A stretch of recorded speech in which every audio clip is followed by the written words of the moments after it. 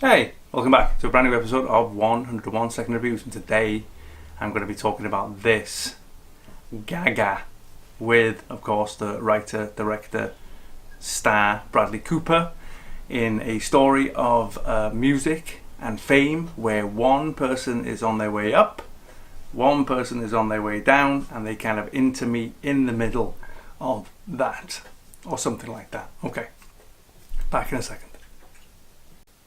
Okay, right, A Star Is Born, and I'll be honest, when I heard about this was going into production, I think it was like a year or so ago, my reaction was, why on earth would anyone, and why would Cooper, making his first big movie as a director, why would he remake a film that was successful in the 70s, don't get me wrong, but a film that is truly awful. It's the worst version. That was the third version in the 70s, this is the fourth version, and that was easily the worst version, but I have to say, I have to say, hand on heart, that he has done an extremely good job. And I think there's two reasons for this to a certain extent. One is he hasn't treated this like a vanity project like Barbara did. I mean, clearly the 70s version was a massive, hi Maisie, was a massive, vehicle for her and her stardom and her story. He hasn't done that. And I actually think the casting, because there was talk that Beyonce was going to be in it at some point, where this has been mooted for the last few years, the casting of Gaga is the best thing in the film, largely speaking.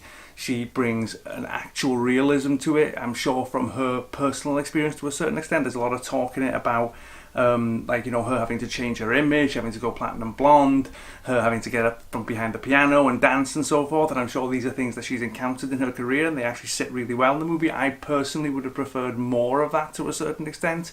Cooper directs really well, he understands that this is an extremely basic movie, an extremely basic melodrama, there's no need to overdo it.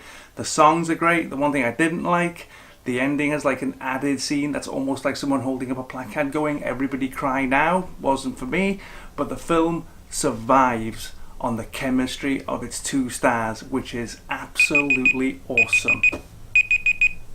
Ran a bit long. Okay. Thanks for watching as always. I'll be back soon with more reviews in the near future.